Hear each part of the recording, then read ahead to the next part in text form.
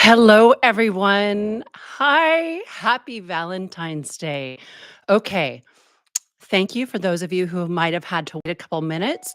I'm going to do a quick sound check.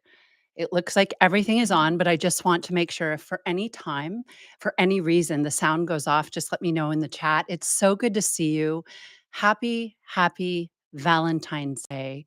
We are here today for the Holy Womanhood podcast number 2.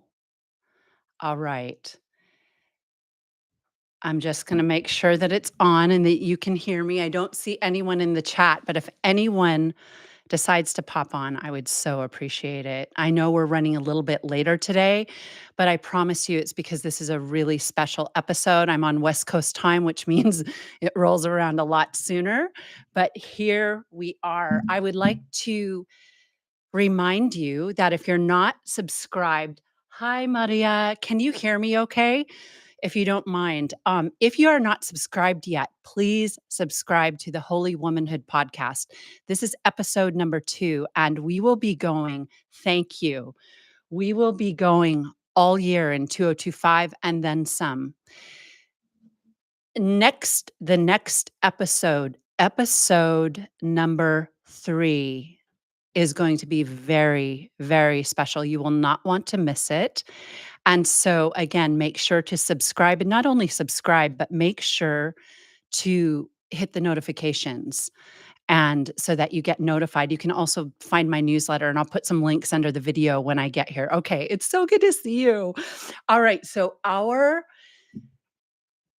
topic today, the title of our podcast, number 2, the second episode, is the archetype that has been the foundational wisdom for goddess Kabbalah, and we call her the new Eve.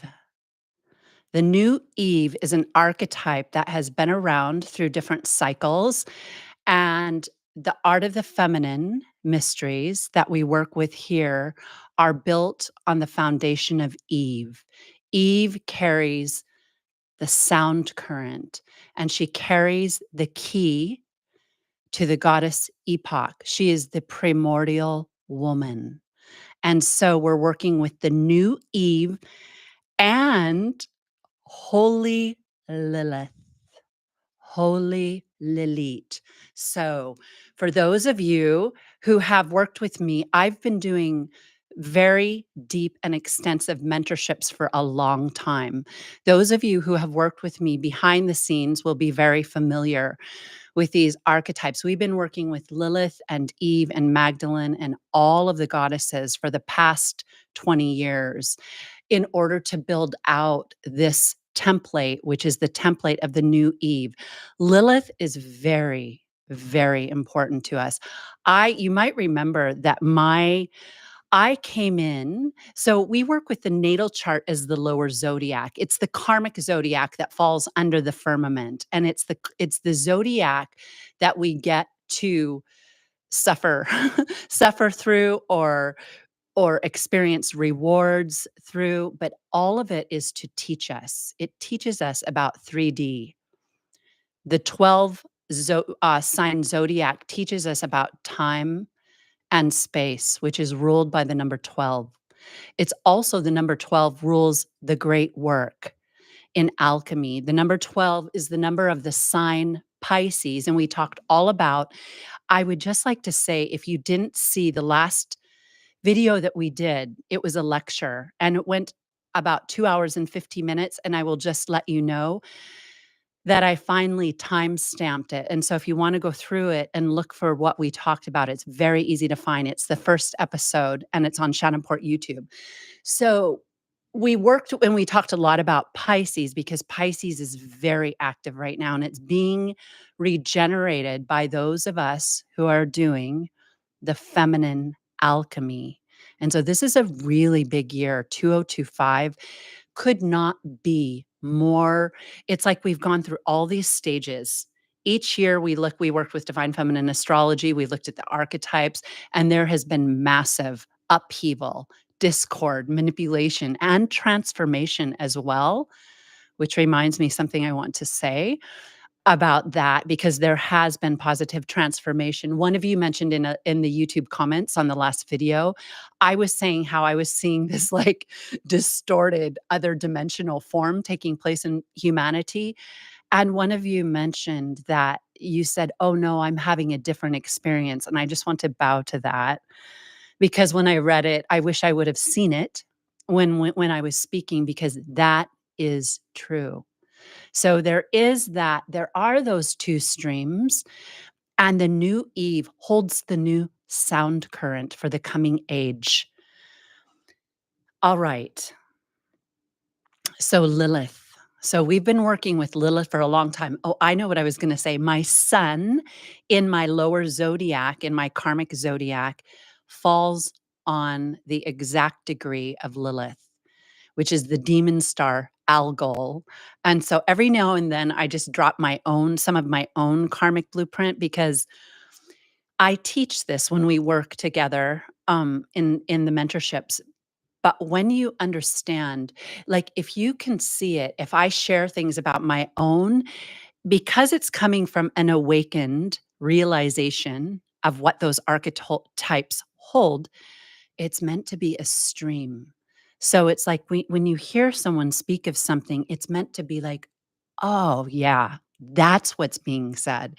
And so I invite you, whenever I talk about myself, because I'm talking more about myself this year, to let it be a mirror or a doorway or a portal for you to realize all of our codes are embedded in our life. Everything around us, the city we grow up in, the family we're born into, the career path we take, the love relationships we have, the children we birth.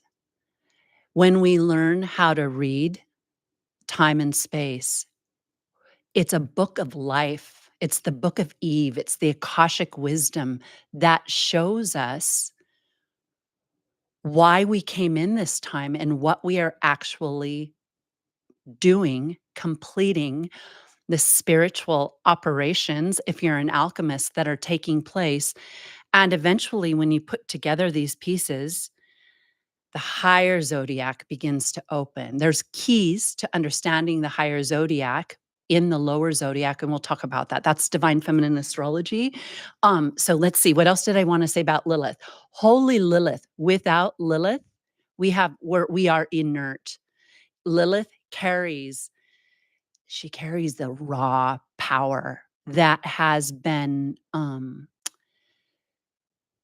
misappropriated in the underworld, and we're gonna talk about that today. There's some really good, juicy writing that came in.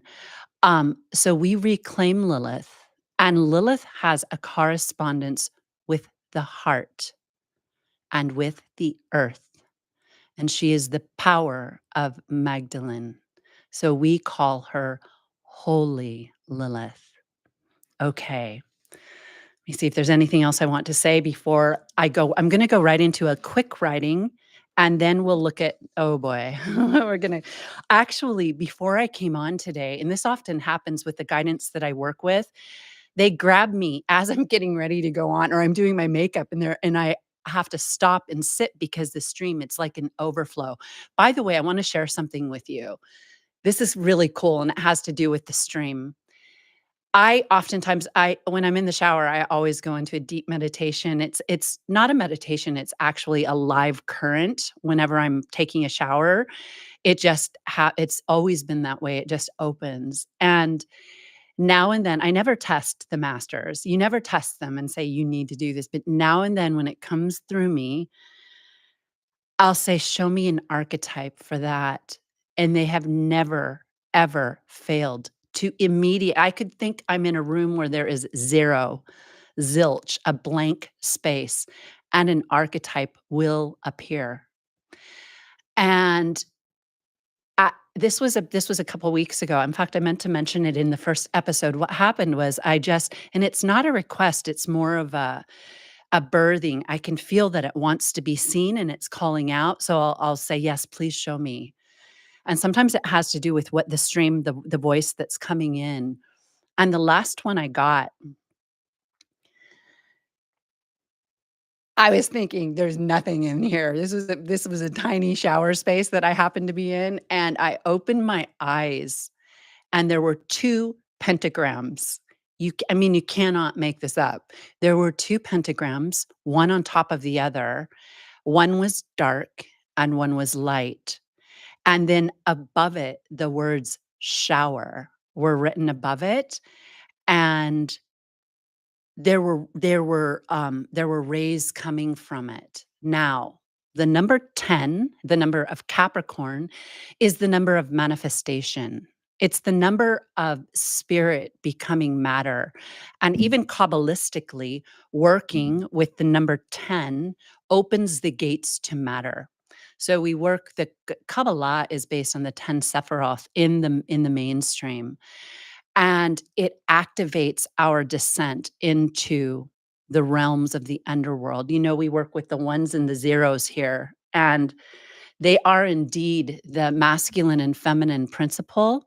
It's the masculine principle as the one and the feminine principle as the womb, but it was right there. And so I tuned into it and just let it speak to me. And I'm telling you this because I'm sure all of you have had some kind of experience like this. So what I saw was something that I know, but this was a new way of seeing it. So Eve mystically is the holy water, and she's represented by the chalice or the triangle like this. The downward, when the apex is facing downward, whereas Adam is like the mountain or the pyramid. So in that, seeing that pentacle, 2 double pentacles, a dark and a light, it was a reminder that Eve is the shower. She is the stream of the holy water, and she receives the stream coming down, and she also receives the stream that ascends the human race. This is really, really coded, but I wanted to share it with you because that is what we mean when we say all of matter, when you go into the right consciousness, or I should say that the dialed in consciousness, it just comes alive. It works for the light and it works for the higher tree of life. Where I was talking about how when I was a little girl, I used to grab all these pieces of nature and just set them around my room and just stare into them and began to understand that each object from nature, from Nature that holds the solar force and the elemental force of below can transmit to you the living waters of Eve. And so I'm going to read this. So good to see you. Make sure and let me know where you're from if you want to in the chat. I love seeing um, where on the globe is tuning in because it's kind of fun. It kind of awakens a point in that place. Okay. All right, here we are. This is a writing. It's pretty short, but this is a writing I wrote in 2012, and it's about love, and I would always post it on Facebook on Valentine's Day on Art of the Feminine, and there's a really beautiful, um, John Atkinson Grimshaw fairy, a golden fairy. It goes really well. This is for our Valentine's Day episode. Okay. Love is the most magical force in the universe.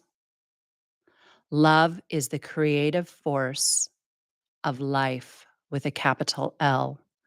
Love is the glue that binds all things. Love works in both the light and the dark because nothing moves without love. Love is the heat that thaws matter, and love is the contraction that creates form by freezing it. So it's both fire and ice. All things happen because of love. When we channel the creative force through our heart with pristine focus and attention, we become the alchemists. of divine love. The priests and the priestesses of nature, the priestesses of nature. We are here to be the highest expression of love on earth. The link between the worlds, our power to choose love is the greatest demonstration of the primal will to good acting through us. It's just a short writing, but we talked about that in the first episode in that longer lecture that we have to love something in order for it to move. That's why love relationships, we say this on Valentine's Day, are what move life. They're what open the portal for a soul to come in. And there is a higher love. Bring me a higher love. That is what the alchemy of the feminine is about. We are here to unfold that pristine goddess force. We call it the dragon goddess of Eve. Eve is truly the mother of dragons in this work in Goddess Kabbalah. She is the mother of the 13 forces. And when we light up her tree, we receive the Christ force. Now, the Christ force or the Christ principle is connected to the feminine principle. And that's why in this time, nice to see you in Costa Rica. In this time, there is a feminization happening in the masculine principle. That has been prophesized. It doesn't mean that every masculine embodiment will be stripped of their power, quite the opposite. But they will bow before the goddess in initiation. I'm thinking of that painting.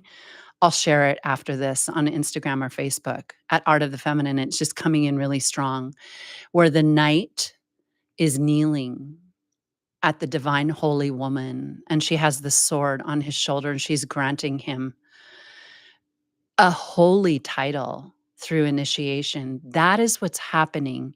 So when we say that that will feminize the heart, that will activate the male heart.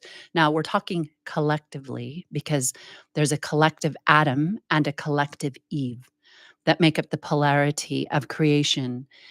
Um, the collective Adam will have to understand love. And as we'll be talking about, that comes through sacrifice, commitment, and raising the vibration in intimacy. That comes from respecting the female.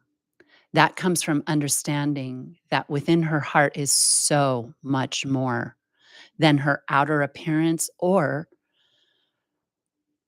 her value in pleasure. Now, that doesn't let women off the hook because there's a very specific process that we go through to purify Lilith, to go from being lower Lilith to holy Lilith. As you'll see, until we take responsibility for that, we don't have access to the collective Eve. She's only a vision in the future.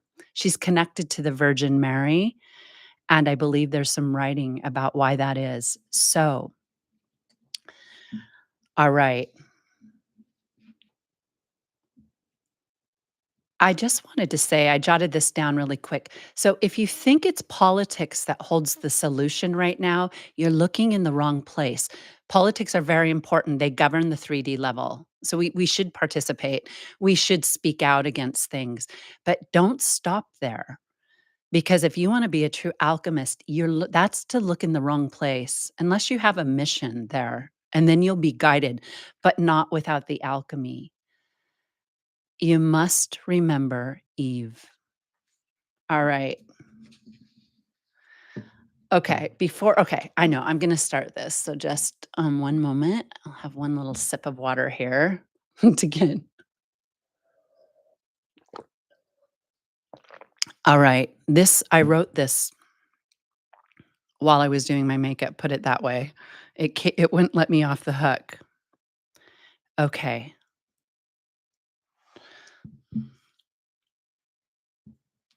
All right. This is what this is about today. This is why we're here for Eve on Valentine's Day. Eve has to do with healing, holy relationships, and divine motherhood. The eighth house mysteries of marriage, the womb, sexual transmutation, and the great art of the priestesses and the artists. Intimacy is an altar. It attracts both the lower dragon currents and the higher celestial dragon currents. The Archons feed at this banquet table. Intimacy must hold the Christ force and the feminine energy of divine love to heal the human race.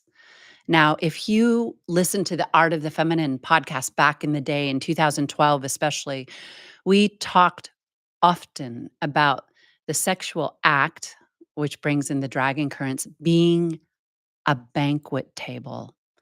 So it's like every time you engage, you're holding a feast because it's a feast of feminine energy. That is what that act is. It's feminine energy.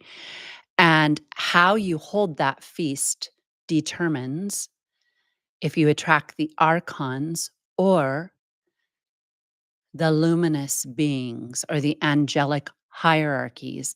The goal is always to have the angelic, the angels participating at that banquet table. That means their stream and their cosmic impulse comes in like holy water to baptize that sacred act.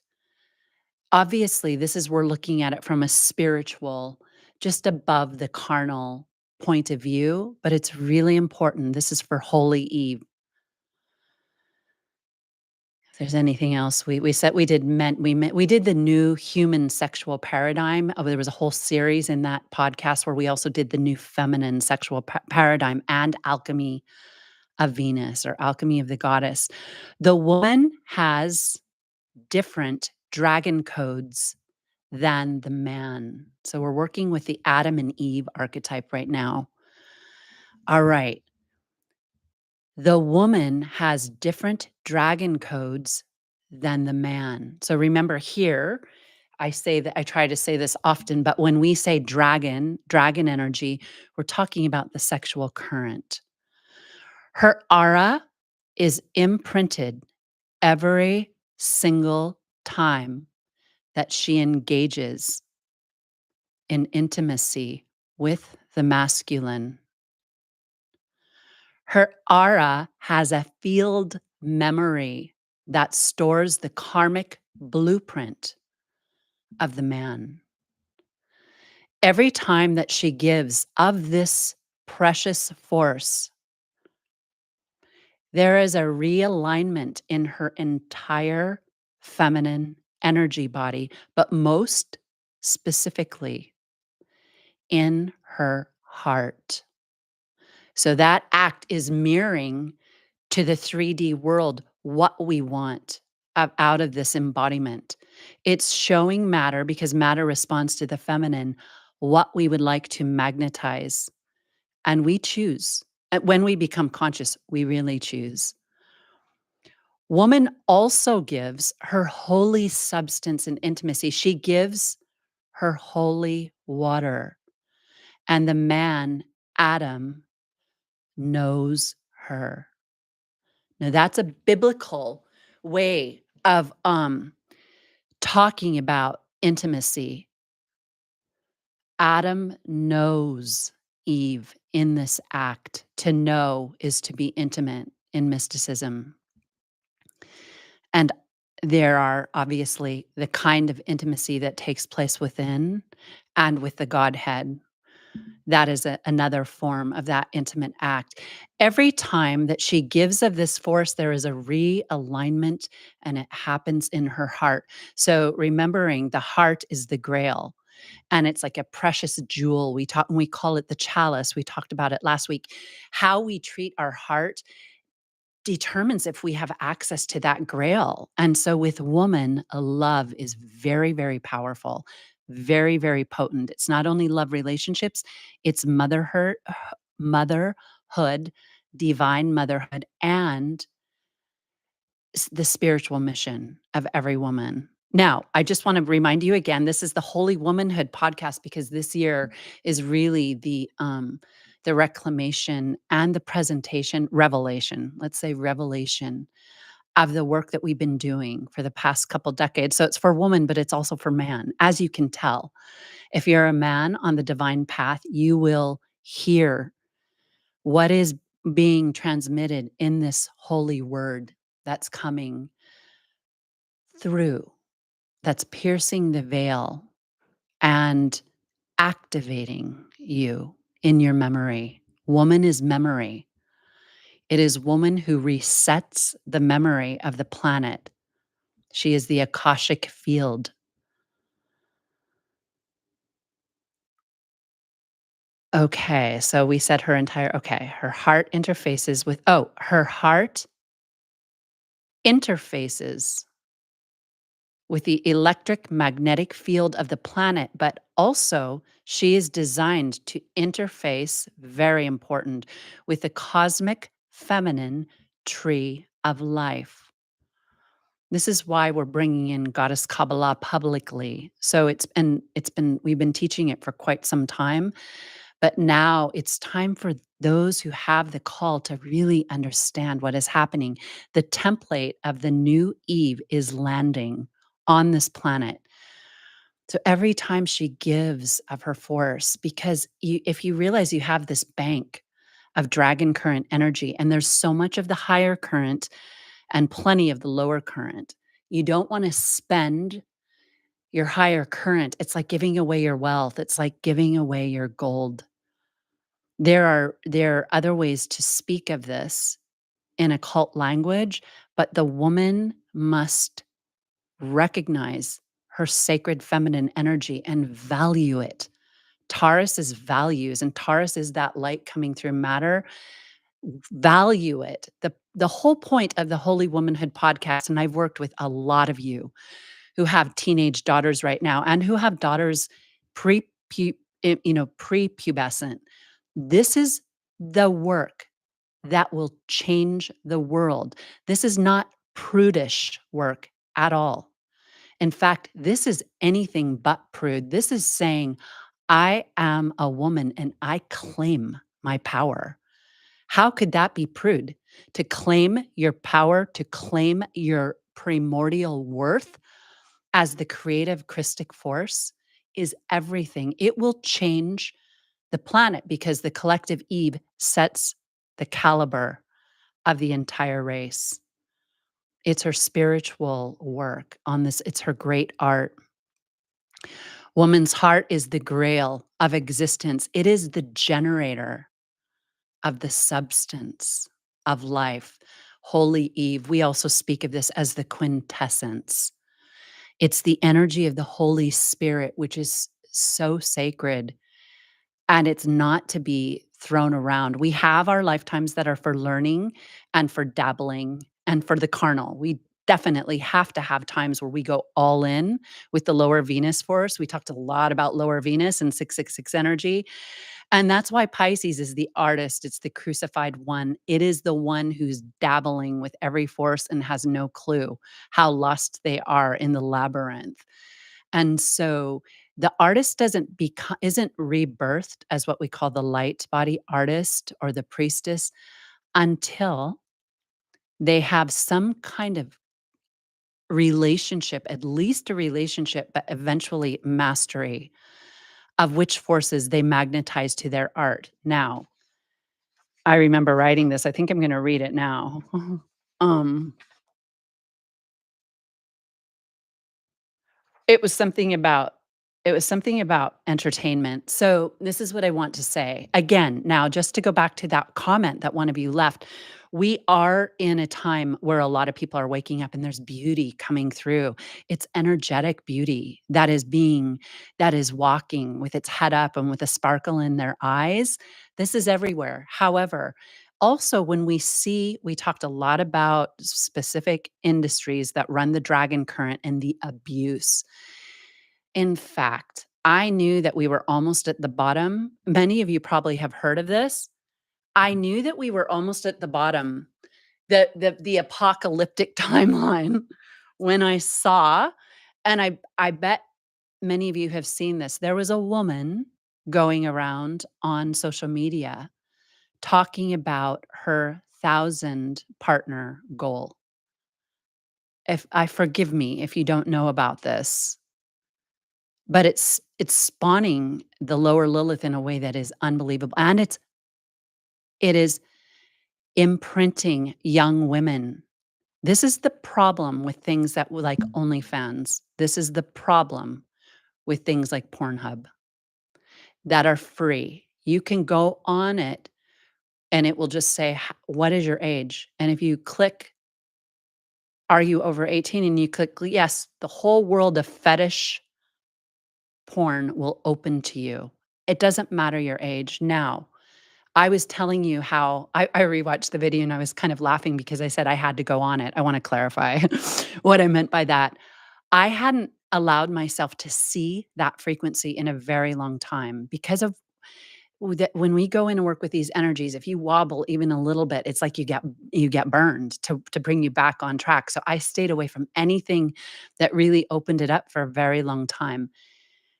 When I saw it, this was when we were doing Holy Descent, and there was a lot coming in the news, so I was like, I need to see it. I need to see what these kids have access to." So I went on it, and I cried. I mean, I cried for a very long time. It wasn't dramatic tears, it was Divine Mother tears for the children of this planet. It is 1,000 different windows, not that's my exaggerating, but windows pop up everywhere and immediately throw you off center and confuse you because they serve you up a platter, a banquet table of a feast of dark entities. We cannot mince words here. It doesn't mean any condemnation for anybody. We are going way beyond that. But what is being served up and what people are participating in is something so far gone from who we are, our destiny as light body humans. It is the lowest of the low, and it's proliferating because the feminine force prolifer she proliferates, she's fertile, she brings fruition. So remember, the dragon current sexual energy is the feminine force in its inversion when it's used that way. And so it's very lucrative. I can't even describe to you how many women I've seen that are millionaires now, the second they get the ability to go on and use these sites. By the way, I didn't even mean to dip into this, but it's coming so hard, I need to. Um, the true penetration of heaven. Um, it's a money thing. So take everything away from society, make everyone starve until the women go out and sell their own force and it's everyday occurrence. Meaning, when we don't have a system that is built to support the feminine, that's why we're going to talk about motherhood. Motherhood has been raped, abused, discarded, used, and now it's being copied. A false like copy of it is being made. Again, this is heavy, but it has to do with Eve and her solar currents, her dragon currents. What happens is that when all these young girls and guys too, but are able to get so wealthy and be rewarded because it's the rewards of the land of Caesar, why wouldn't they choose that? Because they've been given no other option and have not been taught of the divine feminine wisdom. I'm going to get back to what I wrote now. In my own blueprint, understanding the shadow of the feminine energy, understanding the commitment in the eighth house mysteries of love, marriage, and contracts. and then receiving the codes of divine motherhood through the blueprint that brought all of this work in before I even knew what was happening. That is and has been for me being in the alchemical container, not just talking about it, but living through very specific cycles until it brutalized the heart so much and so great that there was no place to go but up.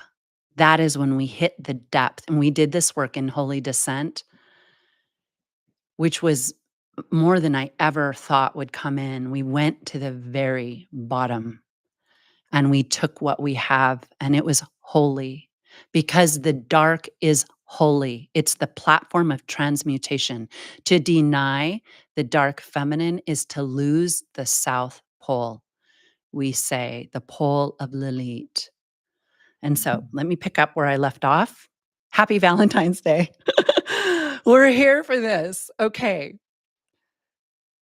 All right. So her heart interfaces with the electric magnetic field of the planet, but also she is designed to interface with the cosmic feminine force on the tree of life, what we call the goddess DNA code. And this has been part of the fertility codes, the sacred fertility that I got to experience in my own birthing, the birthing mysteries, the body of Eve. This can only take place, the interfacing with the cosmic Eve, after the feminine crucifixion and resurrection, when she carries the codes of the goddess DNA code on this planet, woman has totally forgotten who she is. But this is not accidental. This is not by accident. The shadow body of Venus gets lost in sort of the lust frequency of material stuff. And that's why social media was really designed. I'm not saying the people directly, but those above them designed it to just harness the female attention because it's women that are drowning in it. I see it all the time. What happens is that technology has atrophied on so many levels, people coming together to marry, to have children, and also to perform their spiritual work. It's making. I had written this: when a woman channels the lower currents too much, it makes her go crazy. And the amount of women I see that are just like, get this away from me, shut this down. Eventually, it's inside you, and it's like that lower serpent force. That is what has to do with um, the coming takeover with technology, because once you cut that cord is very hard because it offers you what's coming will offer you everything, but without the vertical pillar. That's the only thing there's different ways to look at it. We work with the eighth house mysteries. I'm going to leave it at that. Okay. It's an alternate reality run by tech and powered 100% by the females. Her sacred feminine energy is blasphemed and used by the lower Lilith nature. She is programmed to receive validation from this, which is an example of these women that are posting about their conquering of that realm. It's a realm as well. And to abandon the divine feminine wisdom of the new Eve and Holy Lilith. Her sacred Okay, the new human sexual paradigm is a program to regenerate the body of Eve. That was a big portion of what we did in the Goddess or in the Art of the Feminine podcast. This has been the magnum opus of the Art of the Feminine platform, and it requires really real life sacrifice and divine feminine initiation in the alchemical chamber of divine love. So I will just leave that at that for those who are meant to receive that.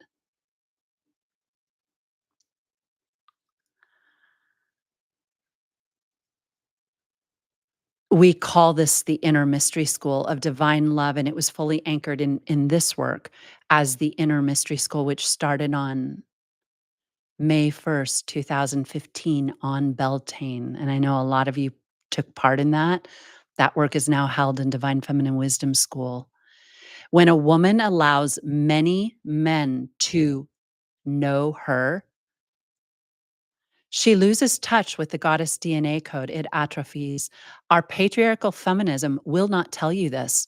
Woman's energy is sacrificed by the lower dragon current to uphold the lower world. I was writing this as I did my makeup, by the way. It would not stop coming in. That's why I had to come on a little later. And I had this work already planned, but they gave me a stream that was specifically coded in an order so I didn't have to organize all my notes.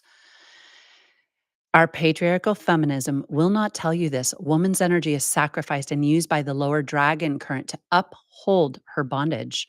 The Archons love to see her degrade herself on their unholy altar.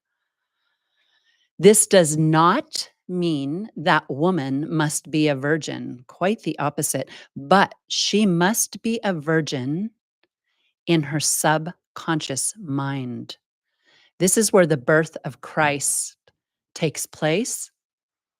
This is the platform of the eighth house mysteries, the reclaiming of the goddess number 13 and Eve's holy tree of life. So I think it was in 2016, I wrote a post called The Alchemy of Christos Sophia, and we talked about 13 and some of the alchemical codes in it. In everything we do behind the scenes has been working with 13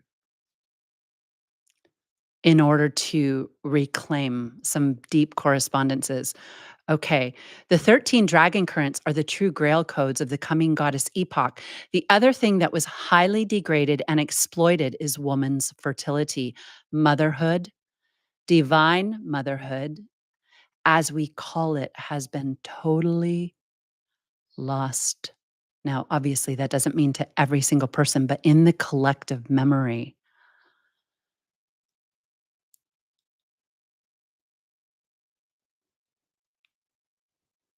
Okay.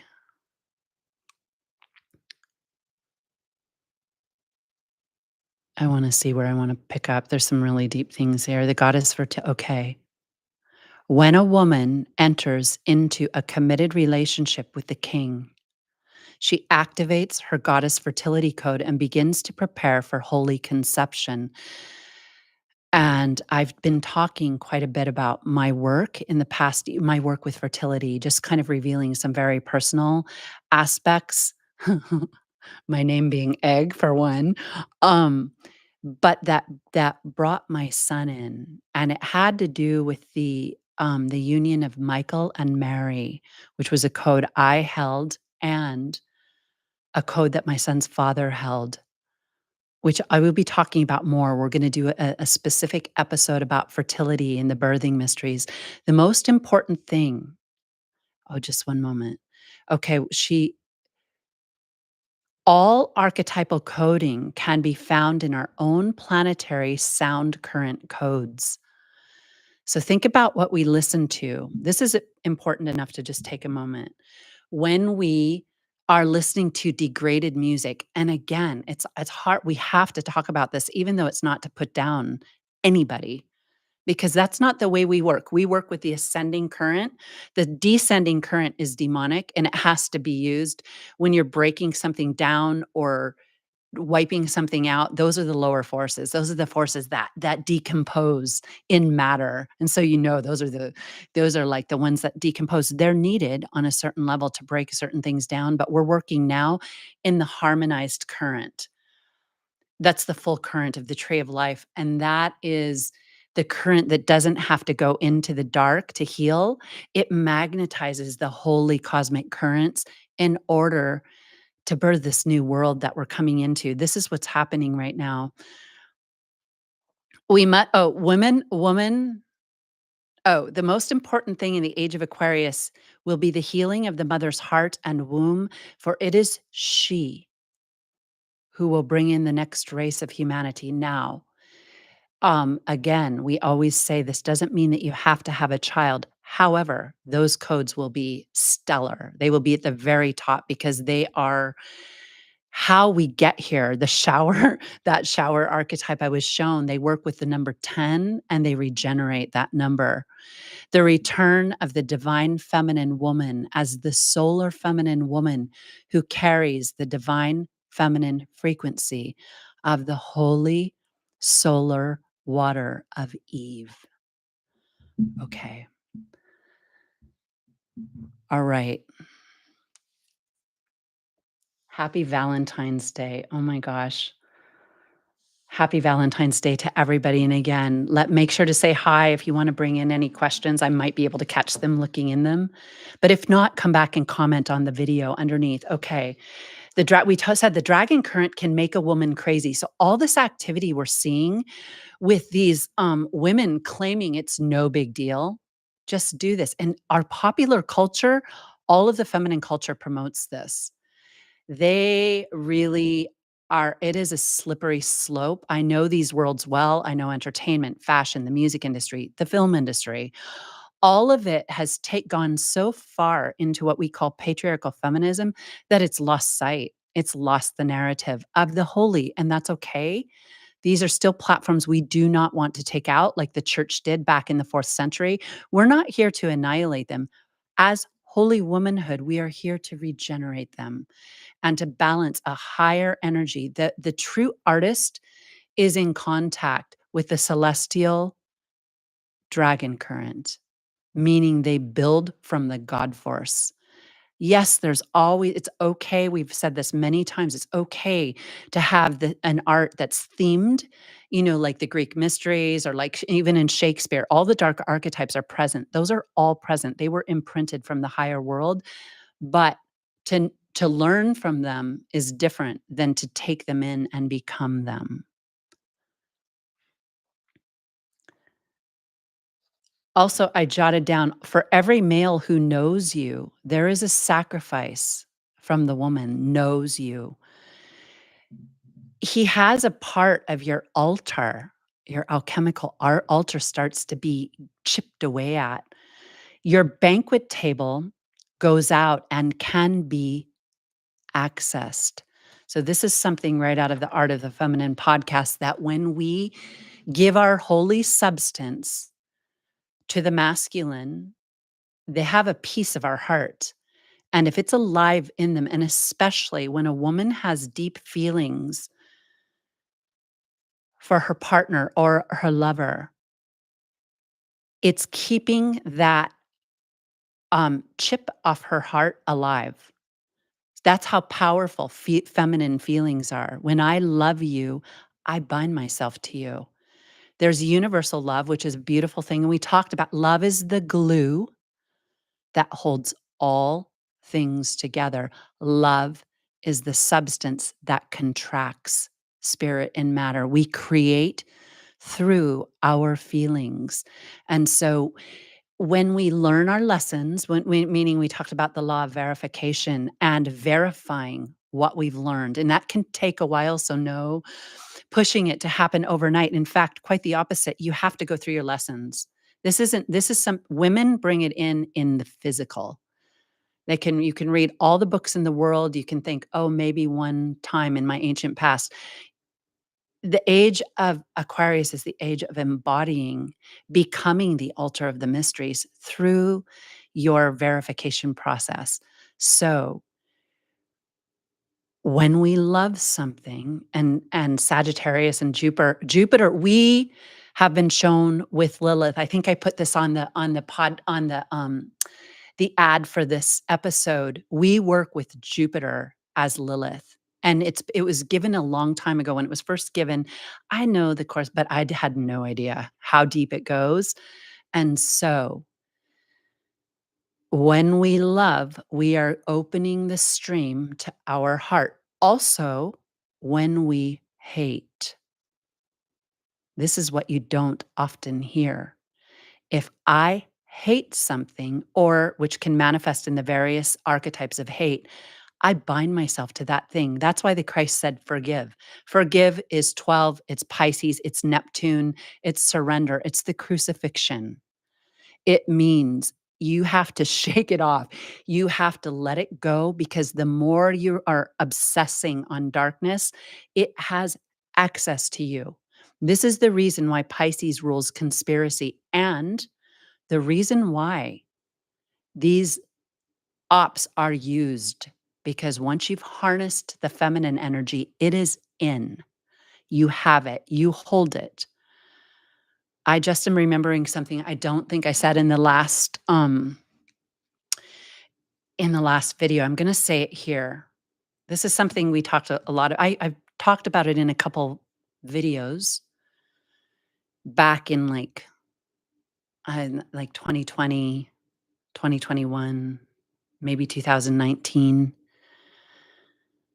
We're talking about dark moon Lilith as 666 and the number 18. This is all in the last lecture, The Return of Holy Womanhood. It's the first episode of this podcast. 666 equals 18. It's the shadow body of Venus, which becomes Lilith. What I didn't say in the last video, which we've mentioned before, the letter that represents this archetype is the Hebrew letter Kof. It is the letter Q. And this is an archetype of deep, deep power of deception. It is also the archetype of the queen. And so we talked about this, but this is important. That archetype governs, we've talked about this, the area right here at the base of the skull and at the top of the spine. It represents the monkey mind, the manipulated mind. It's in the occiput, and it has the ability to strip Eve of the tree of life, and it is used ferociously. And I'm not going to go into how, but it is big. This is the letter of Lilith in a certain ray of her feminine energy. And so it's really important to know. It's why my work had to be had to draw inward and go into the sanctum to hold the energies, because that energy is a living, seductive current that can invert you and make you think you're doing the great work when you're doing the great work of the lower forces. We talked a lot about, which I'm careful even to mention this, but we talked a lot about the satanic and luciferic currents in Holy Descent, which was the program that I'm going to be putting out soon, like in the next week, that we did in the end of 2024. It was a very auspicious timing for those of you who took part, and I bow to all of you because it was deep. It's to remember how to be the authority of your feminine energy, because it's going to be really deceptive.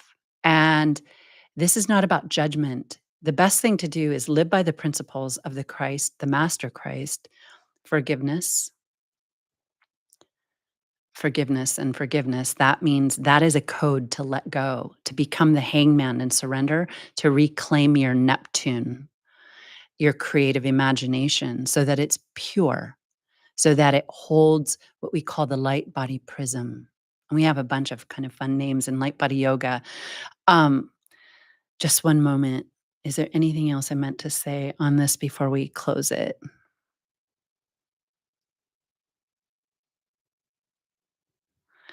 It's the manipulated mind, and that's all you need to know. This isn't pointing fingers anywhere. It's just saying why we understand this language. This is the Kabbalistic language that reveals.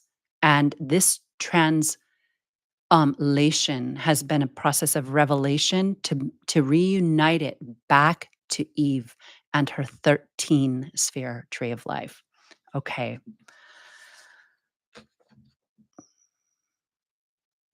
Okay. Most women that we're talking about, the Eve current, fall through jealousy. These are all lower Venus codes, envy, and competition. I'm going to take a little time with this. from misusing the dragon current. So the real trick of the Archons was to make women in bondage by competing with each other, by envying each other, and sneaking around with each other and secretly having dark feelings towards each other, especially in female spirituality. It is contaminated with this energy. When you're able to see on the inner plane and see what is coming at you and who is coming at you and how, and even how your force is tempted to go out and play that game, it's mind-blowing. It's mind-blowing. Now, this doesn't mean that everybody is your best friend. That is not what forgiveness is. It doesn't mean that you have to accept everybody, that you have to work with everybody. Quite the opposite. The goddess will inform you what is allowed. That's what happened with me. There came a point where it was like, what's allowed in the space? There's always a little bit of dark, because in order to exist in the physical world, there's always a little quotient of dark energy that is understood. And it will keep you authentic, genuine, and keep it real. Because when you think you're in some blissful state, that's when we can fall. It reminds us that that serpent is always there. It's always there. It never goes away. And we say the higher you go, the more it's after you. So you have to really, really understand the serpent force, the tempter. Okay, what this does is that it pollutes her inner plane and the astral heart level of the emotional. Woman's power is in emotions and feelings, but the higher feelings of the Venusian. Um, it takes so much honesty with yourself. And even when we are honest with ourselves, half the time, most of our own behavior is cloaked. It's hidden. So it takes stages. At first we think, I'm doing this great. This is who I am. And then it's like, oh no, it's not.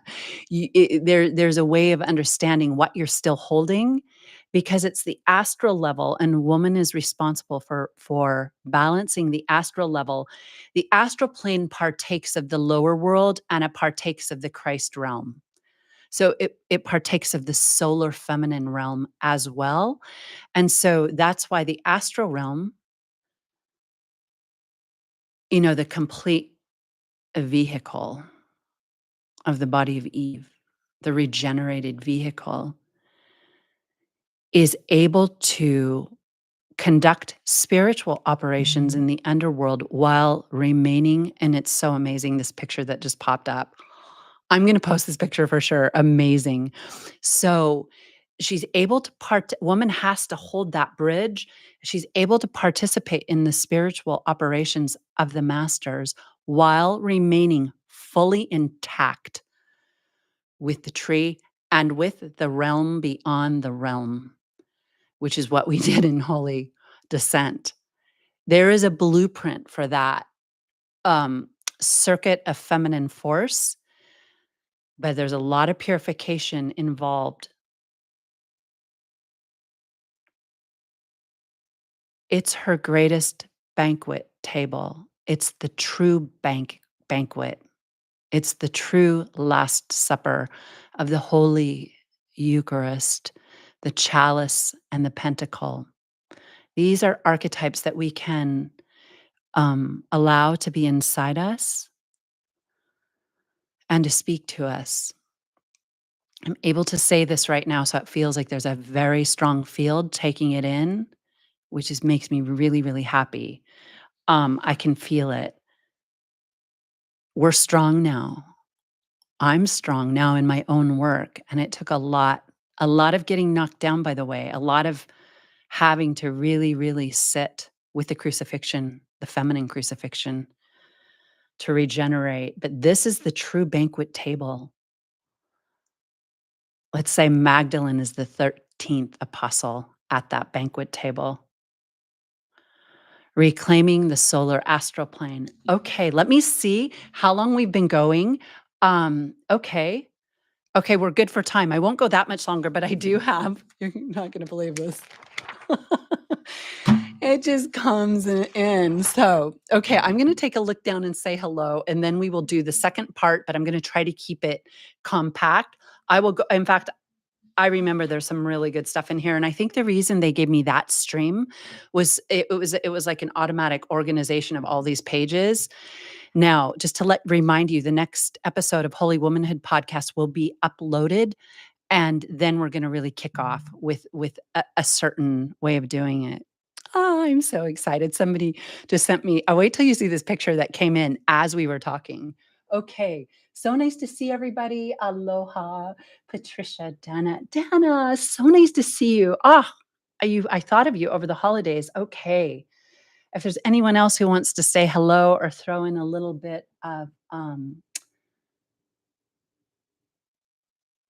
feminine energy, please go for it. Again, now those of you there my audience at this point is mostly female. It just is. There was a time when that was not the case, and I had to withdraw from some of the work I was doing because it was attracting the wrong energetic current from the masculine, meaning it it it it had to be released in order to go to the true female work, but the male people who are attracted to this work, and I know who you are because you've showed up, are very it's a very real place in the process where you're starting to get it. You understand what's happening, and there is, and for to say this, there's a lot of archetypes that make it so, a lot of in the bro culture, like man has to be this like carnivore diet guy that's out, totally lifting weight. And dude, there's all these things. And no offense towards and no judgment towards any of it. But there is a period where the male is humbled and where some of that, in fact, the muscles hold some of the lower I hope this isn't taken wrong, but strong muscles hold some of the lower Mars force. It's not a bad thing to have muscles, not at all. In fact, my son lifts weights I mean, he's been doing it since he was young, and I never men also need to feel grounded if you're called to that. In fact, I always when I'm doing mentorship, I always have the women almost in all of our courses, we do some weights. I'll have them do a few weights in certain ones that are very specific, just to see what happens when you contract. Contracting is Saturn, and it brings power to you. So sometimes if you have something that you need to do, and you do a few weights right before you do it, you'll feel super grounded. Also, just one moment. Oh, there's a saying: if you have to do something hard or challenging, do something more challenging than that right before you do it. And that can even mean just taking some weights and doing some reps because it tells your mind that you're doing something that challenges you. And then when you walk into what you have to do, all of a sudden it doesn't seem challenging. I hope that came across. So if you have to do something really that's why sometimes people will like clean their house before they have to do something they've been putting off for a long time and they have something they need to do. Next thing you know, you're cleaning everything. That's because that thing that you were putting off, once you do it, it brings your field, your feminine energy into a vortex. And all of a sudden you're centered. Just one moment. Okay, I know it's coming in really strong right now. The angels love when you clean. So for those of you, especially my Virgos, who like to clean, when we organize, so we talk about the ascending currents and the descending currents and the harmonious currents.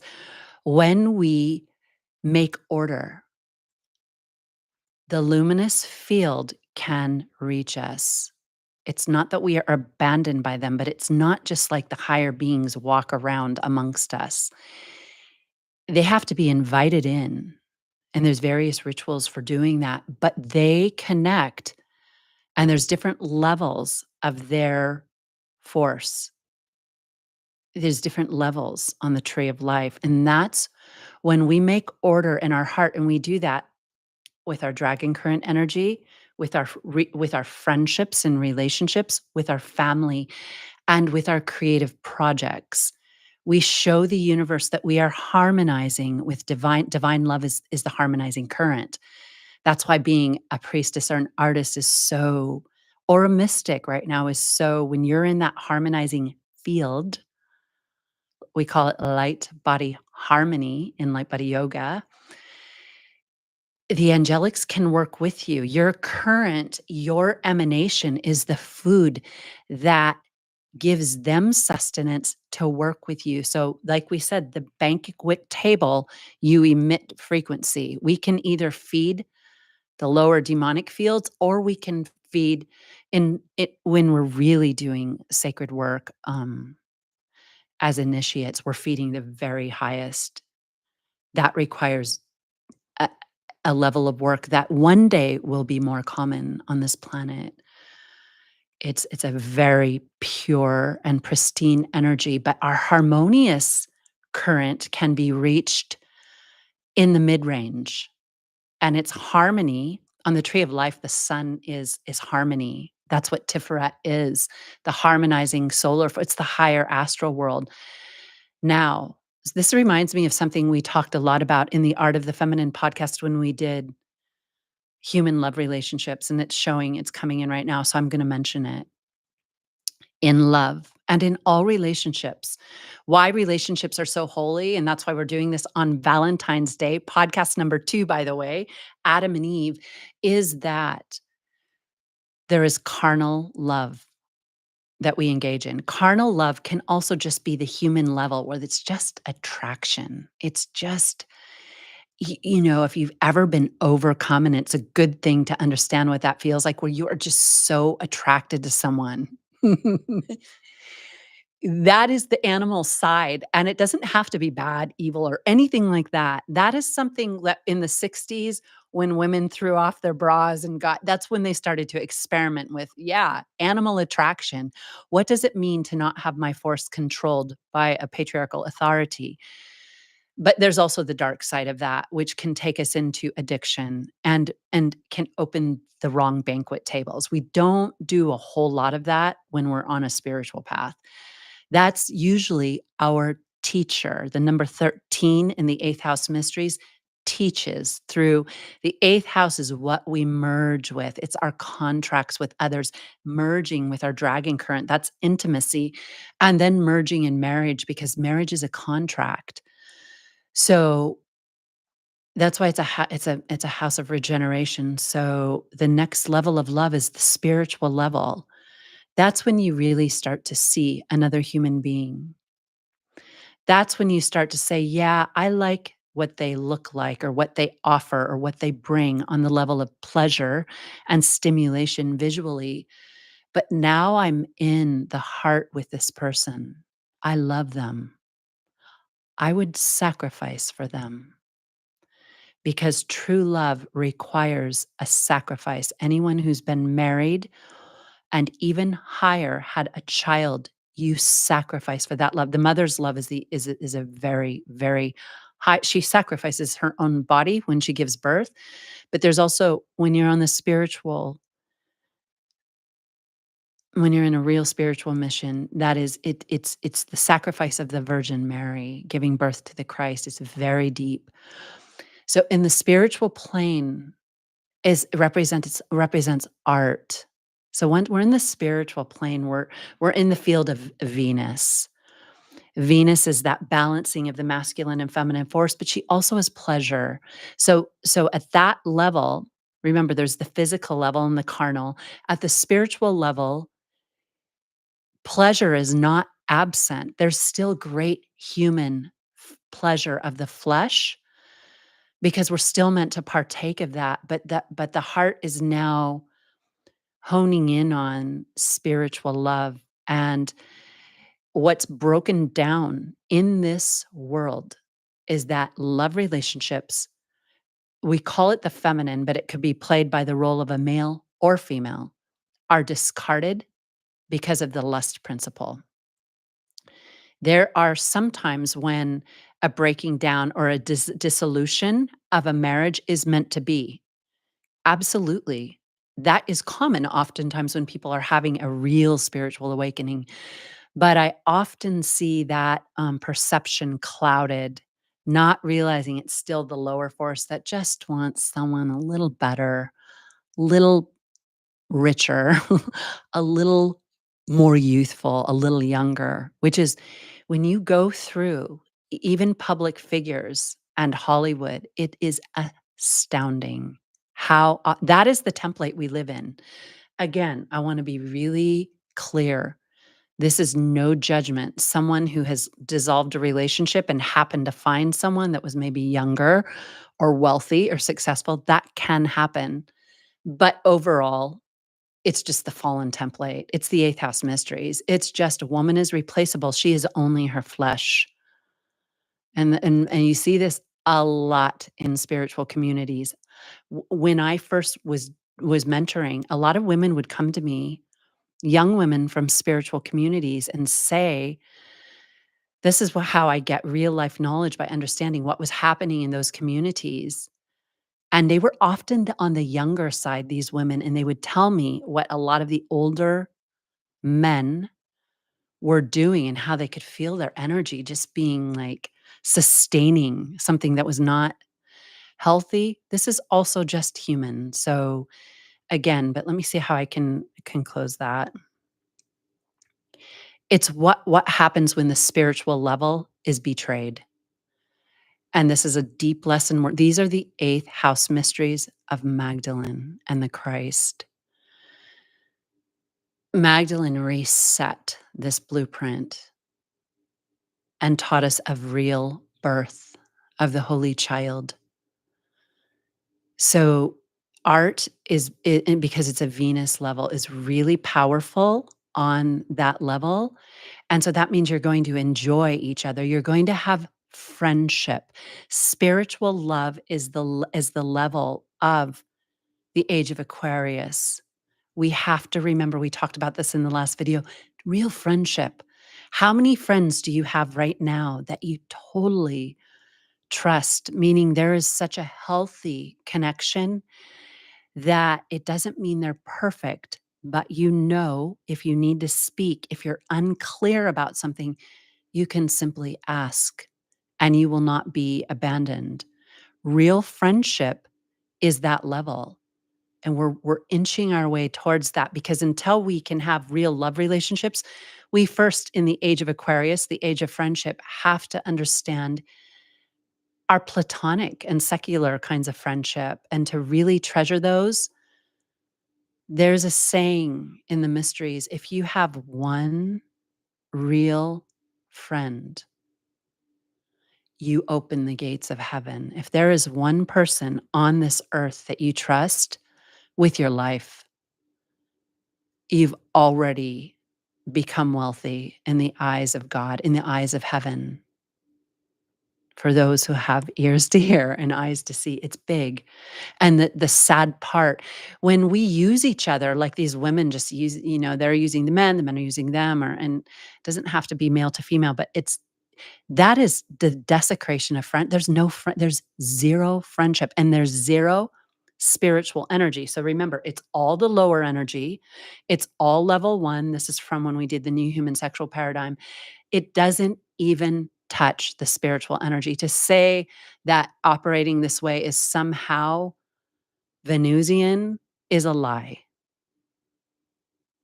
Those words could not come from someone who has vision. It is like being eaten by the devil himself, and he loves how you taste, loves it. So after the spiritual level, which is the next level, is the level of now, spiritual level can also bring in initiates. And don't try to leave the spiritual plane until you're ready. You will know when you're going into the spiritual level, the spirit, or the divine level of love. The spiritual, you can invite divine love in with intimacy, because that is inviting in the Christ force, and that is allowed. But to say that sometimes women will want it so badly, they'll force it on their partner, and then when they don't live up, think they need to leave. That's not quite the case. We said love, genuine love, is enough to sustain the spiritual level, even if you're just serving each other as friends.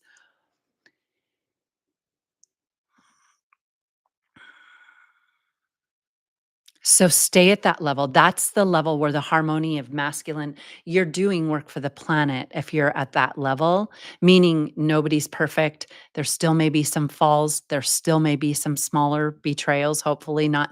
I mean, when you're in the eighth house mysteries as a goddess initiate, you may get hit with the big ones, which was my path while you're operating in the spiritual plane.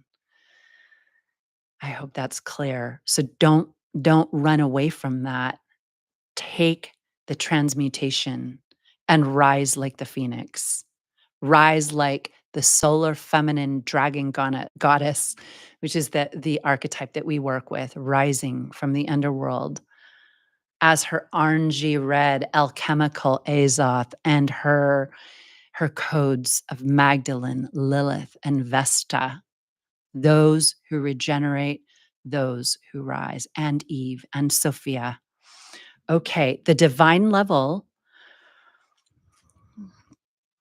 What can we say of the divine level? The divine level is the mysteries, and neither initiate can partake of that until there is a crystal prism. The light body prism is ready. Then it's a holy alchemy. And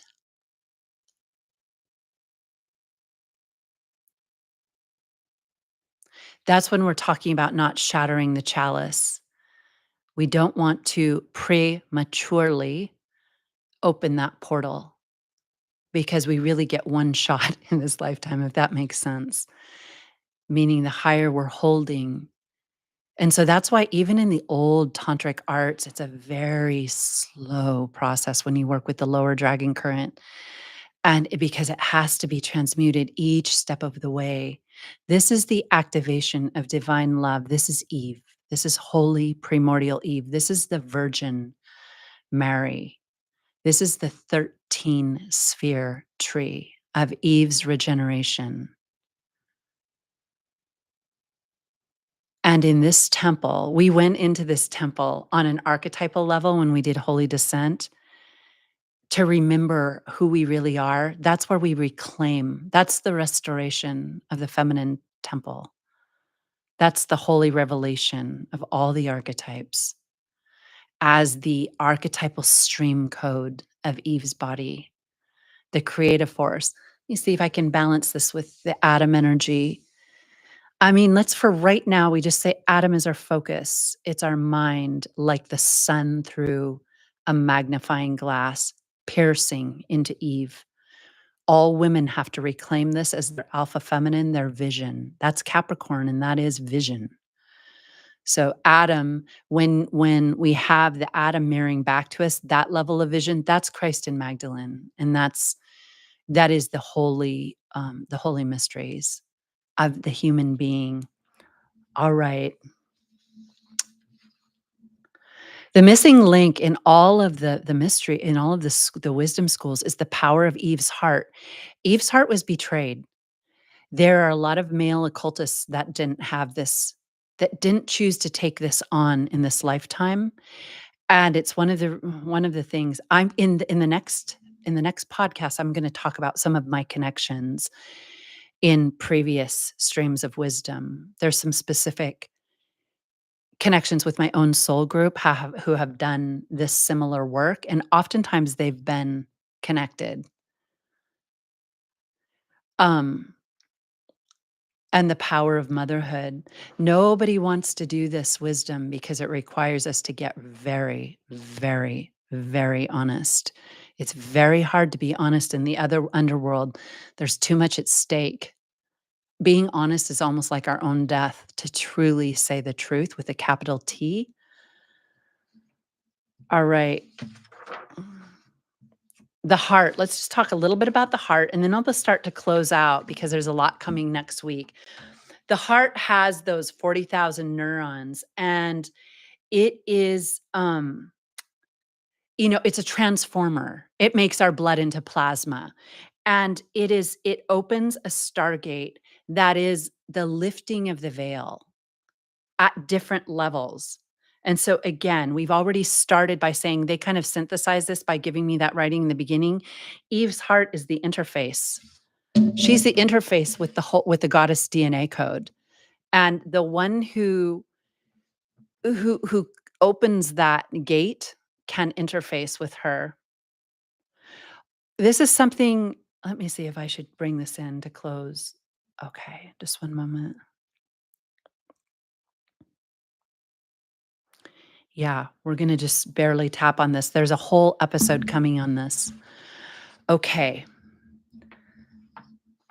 I keep checking this because if you touch it the wrong way, it turns off. And so I keep looking for the green Venus light. All right. This is really deep, but this is for Eve and Eve's fertility because we're reclaiming that, we're rebirthing that. We start out as a heart in our own mother's womb. This heart in the womb of the mother is the mirror of the cosmic heart. It is the tabernacle of Holy Eve Sophia, of the Holy Spirit. The Holy Spirit is anchored through the embryo and that and the zygote that starts as a heart.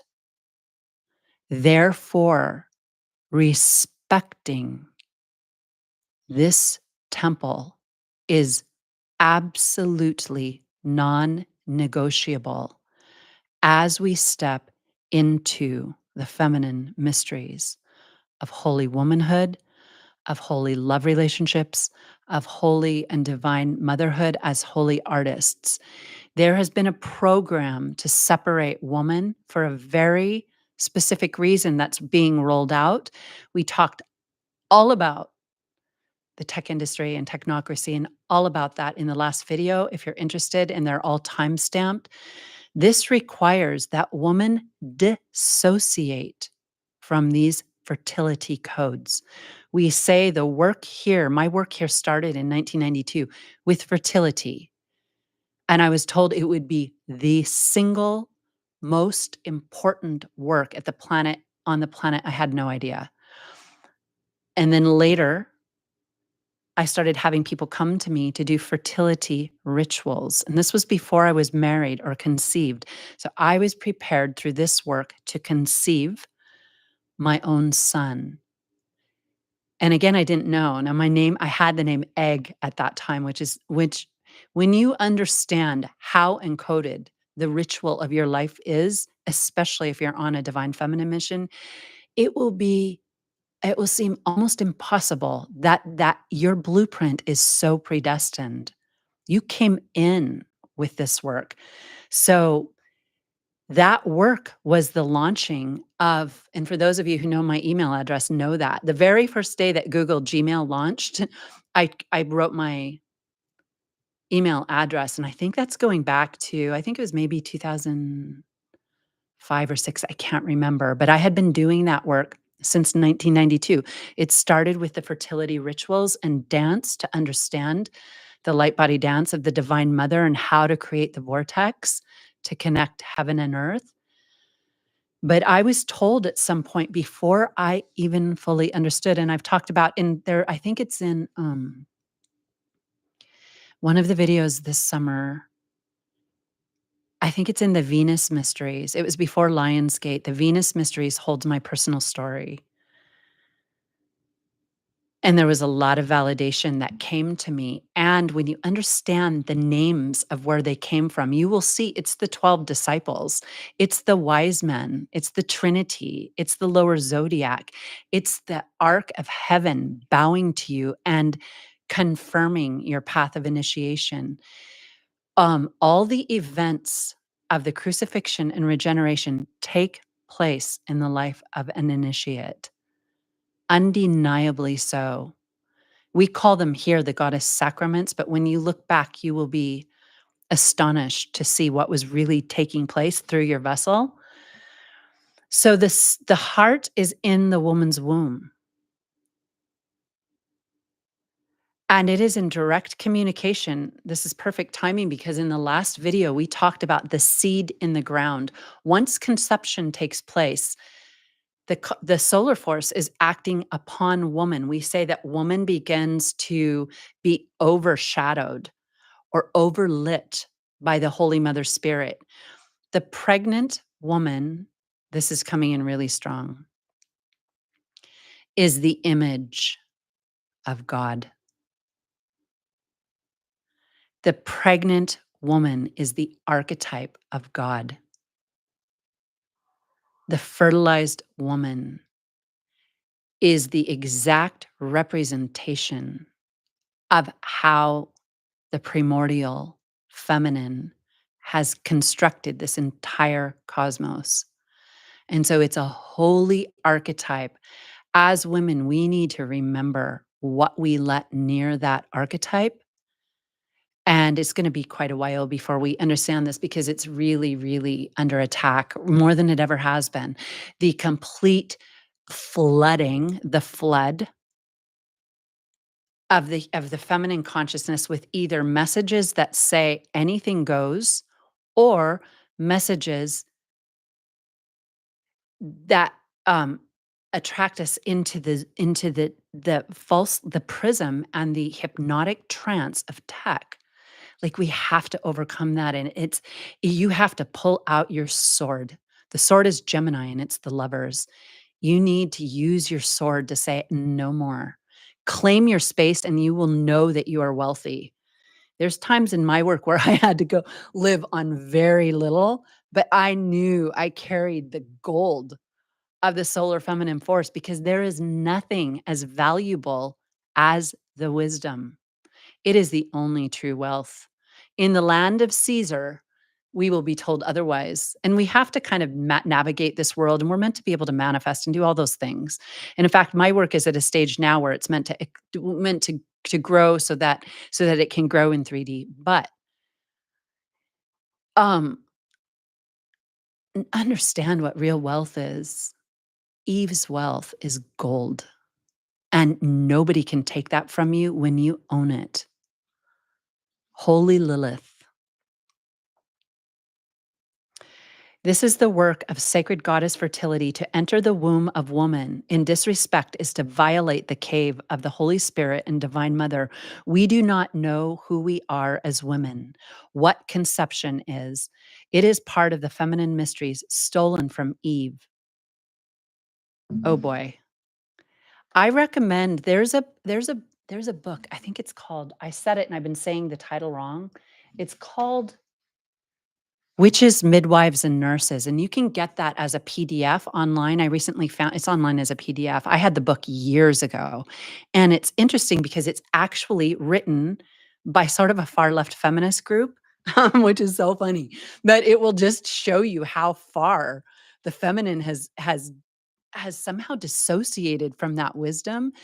That book is written about what happened in the world on certain levels with the patriarchy, and I'm using that word to represent the money system and the medicine system and the banking system and all of it.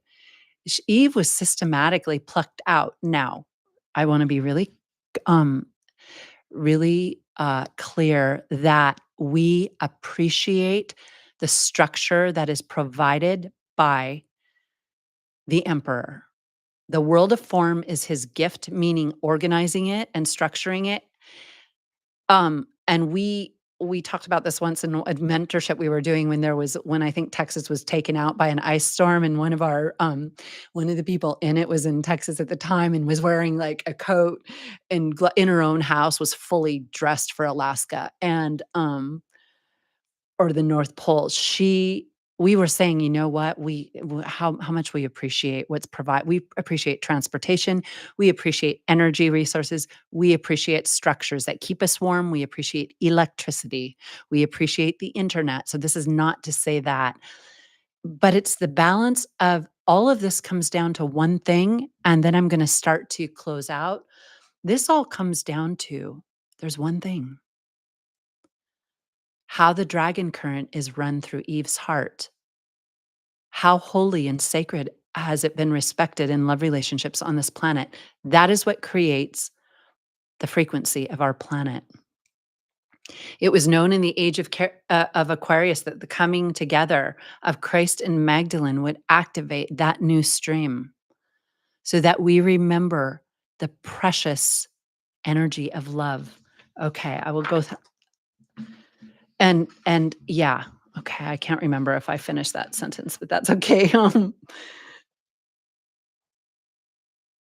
Okay, so what's happening right now? Oh gosh, I said the name. I'm not gonna say any names of any foundations live here. But that's all connected to everything. And even the reactivation of the reputation that happens through various very psychological operations to make everybody not look. Look here, but not there. That's what happens. Look here, but not there. Look at what's being shown. So how if can I finish with this?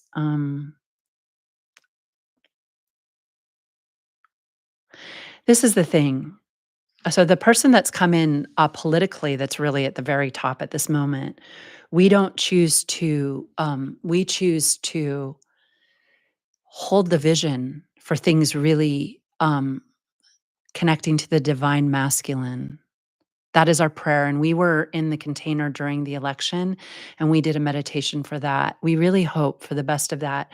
But what is being activated is just part of the handbook for what has been predestined. And it's very connected to everything we've talked about here, meaning it's going to take truth coming through. And that is a possibility. There are some people that have integrity that are surrounding this, and the person itself has a certain level of courage and strength that isn't afraid. And that's actually a good thing because you have to really not give a hoot about what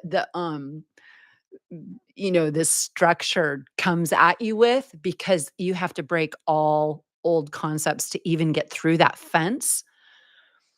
So, however, it was known that when okay, I see what I'm gonna finish on, that when a certain system collapsed, the next one would be right there and ready to go. That's what's happening. The collapse of the old system, which you could say capitalism, even though there's a lot of talk about capitalism, it's being collapsed because there's a new thing coming right behind it. And it actually has to, all the sovereignty, all the boundaries have to be collapsed. And then it's right there, ready to go.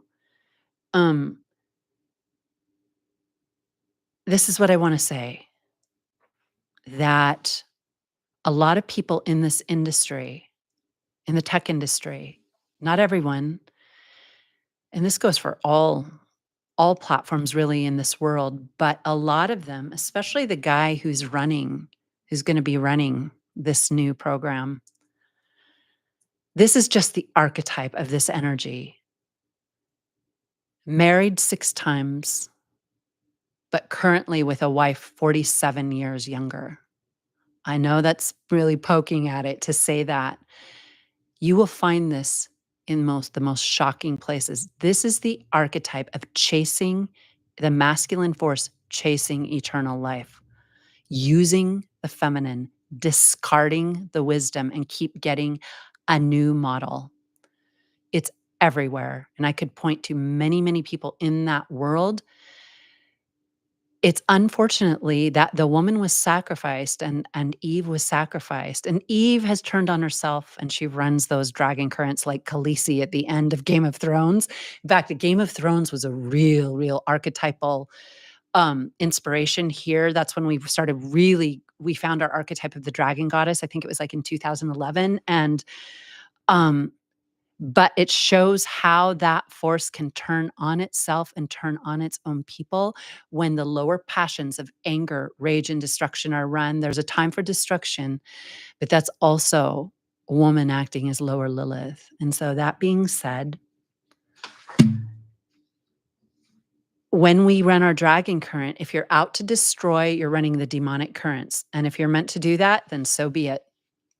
When you're out to harmonize, You're running the sustaining currents of harmony. And when you are ascending, you become a builder of the new world. Our platform, the Art of the Feminine platform, is here to build. That's why we had to stay a little bit off the radar. We're builders, and we've been like really perfecting these archetypes for a very long time.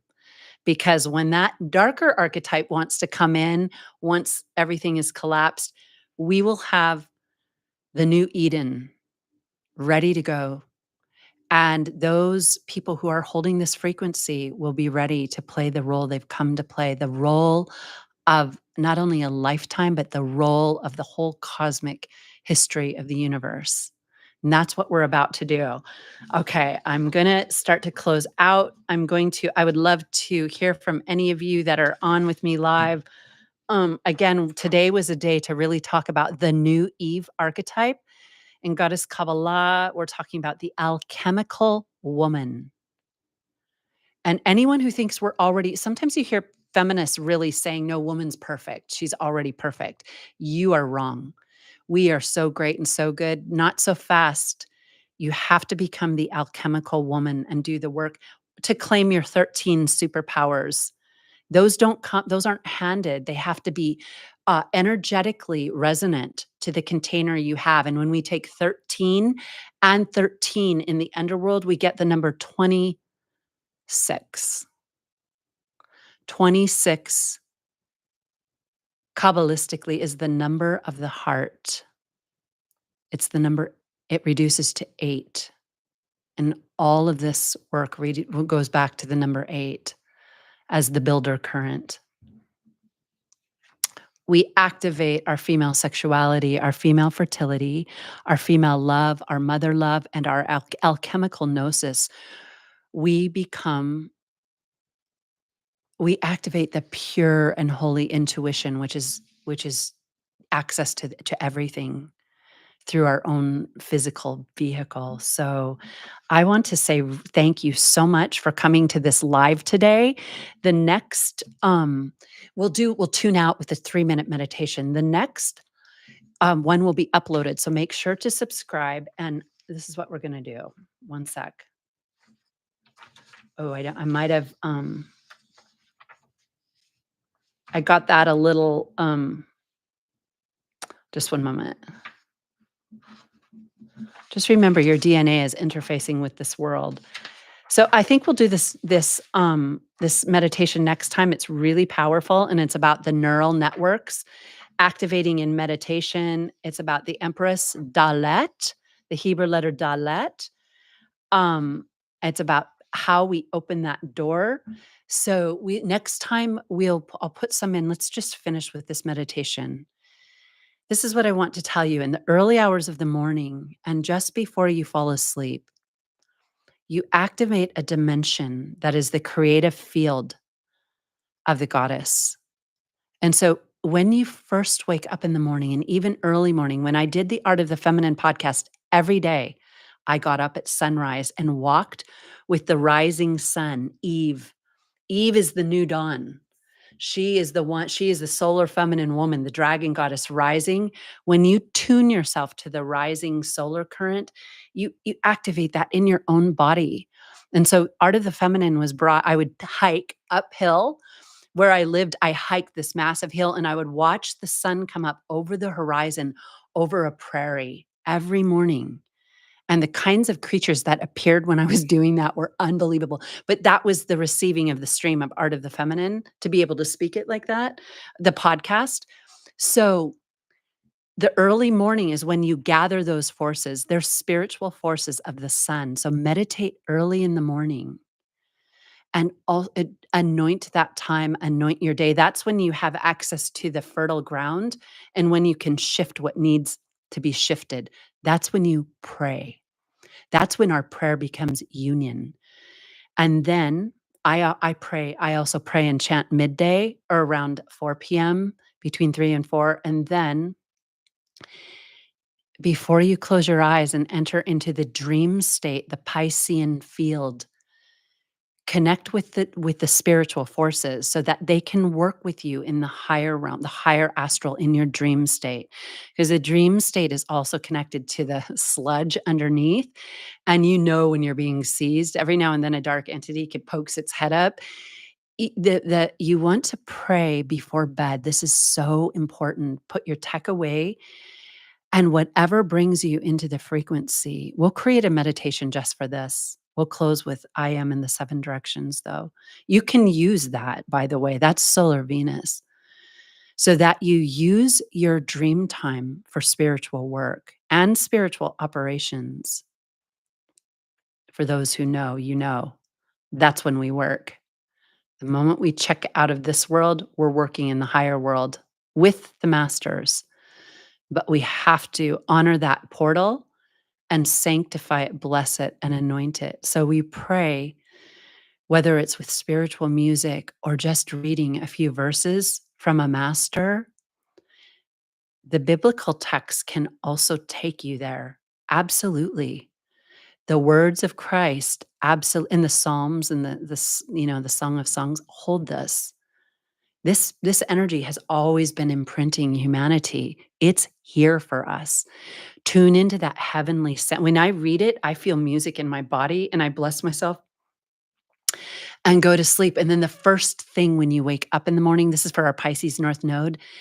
The first thing I do, the first second, even now, but this has been for quite some time, before I awake into the field, I'm already talking to myself because I have it programmed so that before I open my eyes and literally land back in physical reality, I'm already receiving the stream and I'm talking to myself. So I know I'm about to wake up because I'm on the inner plane and I'm talking and praying and doing the thing. But then the first words I say when I open my eyes in the morning are thank you. Thank you. Thank you.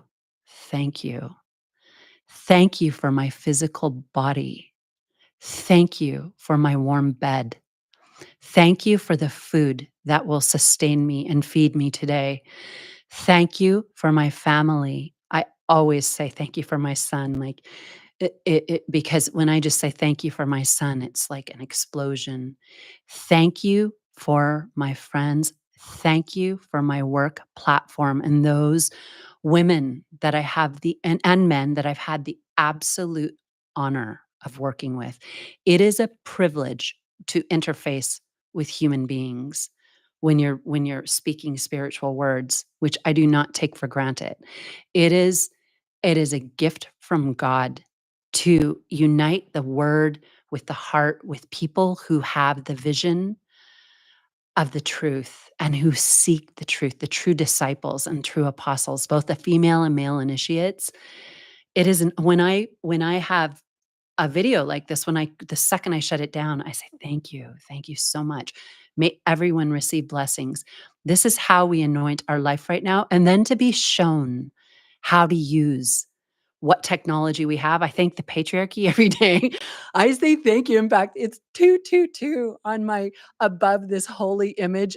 I'll tell you the image. It's a woman carrying a golden cup of the grail, and she has the solar beam around her head, the golden orb of the solar goddess, and she's walking in the starry night. She has all of the stars and the firmament are lighting up. That's this image that popped up, and it just said 222 when I was looking down at her.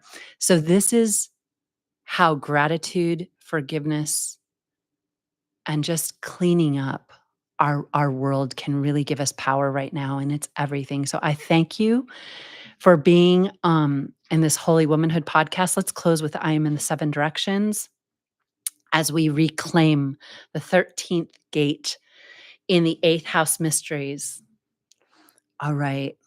So just imagining this, the golden sun that's on her head, her crown is within her heart, the true throne of womanhood and holy womanhood, the heart reclaimed, the heart regenerated, just seeing your son that you're birthing on that altar, your altar, woman's altar, man's altar. And now we will project I'll do this as the high priestess ritual. So I'm going to do it with this is the high priestess ritual of light body yoga.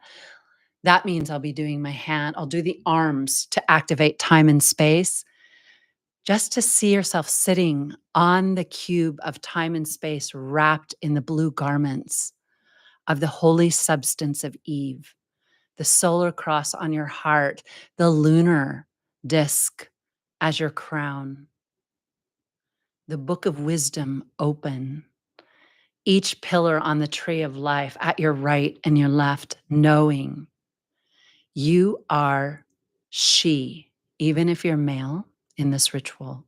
You are the divine mother. You are Eve as the holy dragon goddess, the current of divine feminine force.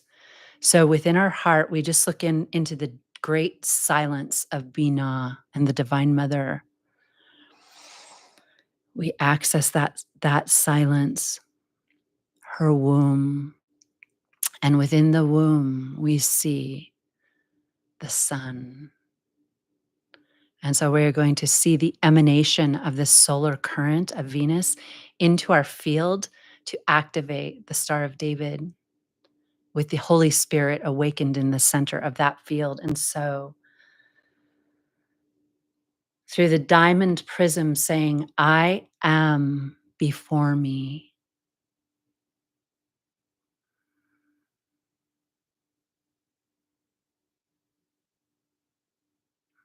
I am behind me.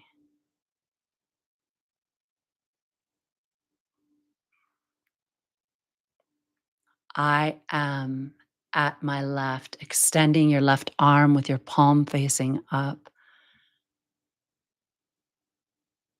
I am at my right, extending your right arm with your palm up to receive the currents. And then exhale, extending your arms up. I am above me. You touch your 5 fingertips on your right hand to the 5 fingertips on the left. That is that archetype of the 2 pentacles, the dark pentacle and the light pentacle of matter.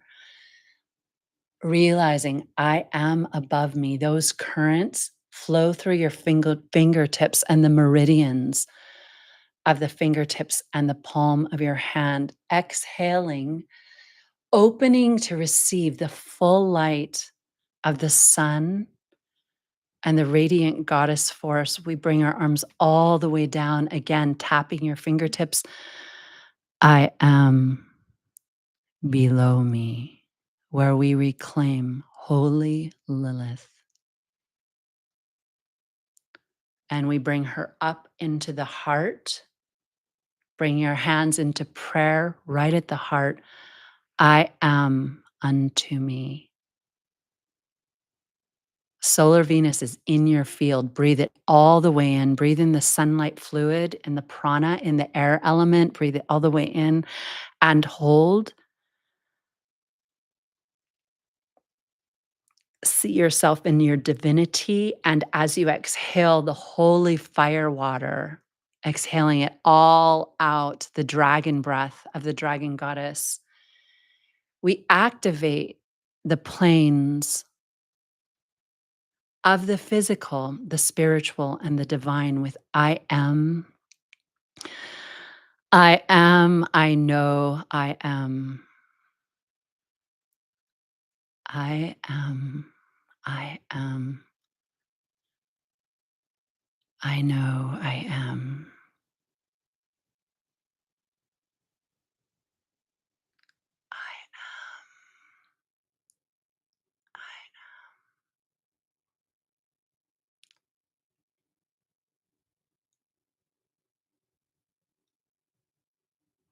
This, my sons and daughters, is the truth about the self. This is who you are. And so we'll close out this first episode. And it was so beautiful to spend Valentine's Day with you. I ask you to please give the video a thumbs up if you're still here. And again, subscribe and follow on Art of the Feminine on Instagram and Facebook. I have Holy Descent is coming as a course available to the public now. I'm just putting some touches on it, and then I'll be presenting it soon, like in the next week. So I bow to everyone with lots and lots and lots of love. I'm going to take a peek down. If anyone wants to say anything, I'll look through really quick. It was so beautiful to see people here from Europe and from the United States and from the Heartland and from Ireland and Spain. And so beautiful to see you. Canada, South America, Newfoundland. Oh, I didn't know that. I didn't know you were in Newfoundland. Maria, download said to remain with a soft heart and not to let pain harden our heart. Yeah, we never want to let pain harden our heart. In fact, when we drink of the cup of suffering, it tenderizes our heart actually. So yeah, the brittle shell is when we crack. But it's easier said than done, but that is exactly the truth. Um, from Australia, rejecting with love, acceptance, of course.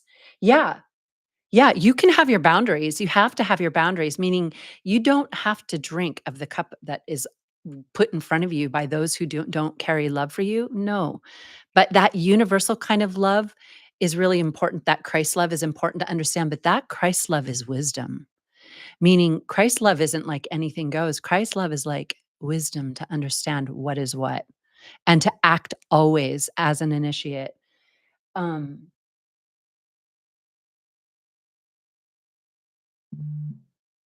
Sometimes we get locked in a love relationship with someone. I'll say this on Valentine's Day because of a comment I just read. Sometimes we're locked in to do the work. I want to put this forth. There are relationships that are karmic that we've come to do. And sometimes we think we're meant to get rid of them or get out of them. And we're like, it doesn't happen. You're in that alchemical container of the 8th house, it's working on you. Now, if it goes into territory that's downright dark and evil, we have to have the strength to know what to do. But relationships, that's why they're called a contract. That's what Scorpio is. It's the contract. When you have a contract with something, you're locked in. And there are underworld contracts, there are lower zodiac contracts, but there's also spiritual contracts. And when I look back at some of the hardest things that I went through that were beyond hard, that's when all the growth happened. That's when single thing started to light up in my field after I moved through it. So it gives you a gift. Um,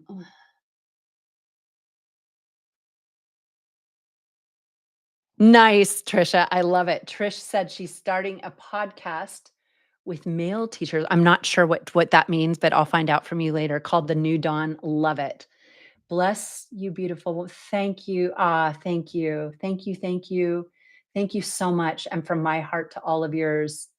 Thank you. And thank you from Croatia. It's so nice to see you. Okay, everyone.